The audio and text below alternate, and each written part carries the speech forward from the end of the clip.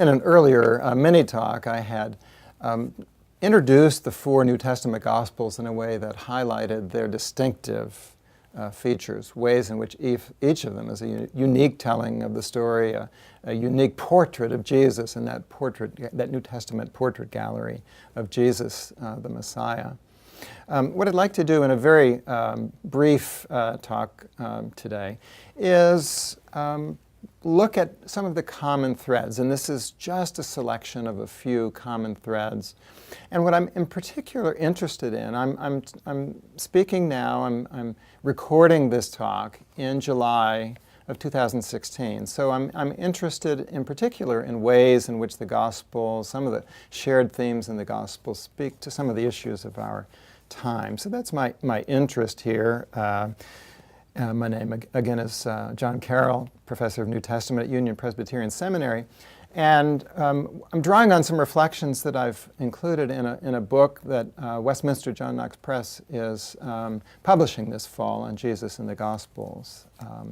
So I wanted to share some of that thinking that I've done as I study the Gospels and also think about challenges before us in our time.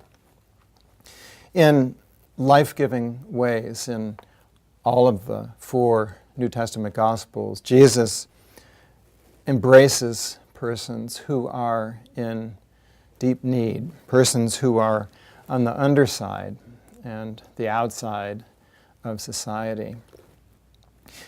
We see it in healings.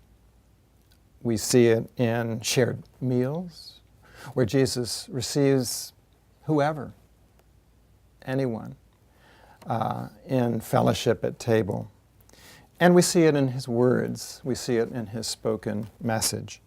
All four Gospels include scenes that highlight Jesus reaching to those on the underside and the outside, those who've lost their way, those who are hurting, those who've been beaten down. In what we call the Synoptic Gospels especially, Matthew, Mark, and Luke, synoptic because they give a shared lens, a shared way of looking at Jesus' ministry. In those Gospels especially, we see Jesus bringing the reign of God, the rule of God, into human space in a way that brings reversal of place, reversal of position and status. It's not the people who command power, people who control wealth, but those who lack access to power and resources. It's those people whom Jesus reaches above all in his ministry. We look at his acts of healing, coming to those who are sick, those who are disabled. We find this mercy, this compassion in action.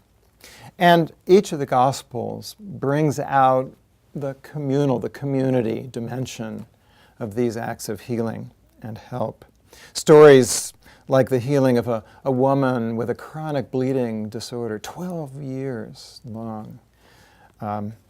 We see it in Jesus healing and restoring a Samaritan, an outsider who's afflicted with what the biblical text calls leprosy, a skin disorder that keeps him apart from human society.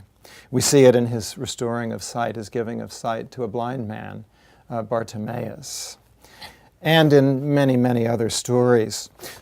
What Jesus does for these persons, in addition to addressing the physical need, the disability, the sickness, what Jesus does is restore to community, to remove full barriers to participation in the community. Today, as we think about our communities, our society, we think about persons whose needs put them to the outside. Where might Jesus concern to remove barriers, Jesus concerned to restore to a full place in the community? Where might that take us as we stand with those who have need? Might not mean healing. It might not mean removal of the disability, but a full inclusion in the life and work of the community of faith and the wider community. This is at the heart of Jesus' ministry in the Gospels. And I think it's a challenge to us, to our own ministry as people of God today. Acts of hospitality and welcome. We see them throughout the Gospels, even and especially toward persons who are religious outsiders, who are sinners, who are known to be not morally virtuous. But Jesus welcomes them. Jesus extends the grace of hospitality to them. And it's not just about welcome at table. It's about the mercy, the compassion, the generosity of God. Jesus embodies that, incarnates that in the Gospels, and summons his followers, calls you and me to put that same generous, compassionate hospitality into practice. When our relations with others involve hostility, distrust, maybe even enmity, Jesus challenges his followers, challenges us to give up our ordinary defensive posture, our self-defending posture that would lead us to seek retaliation.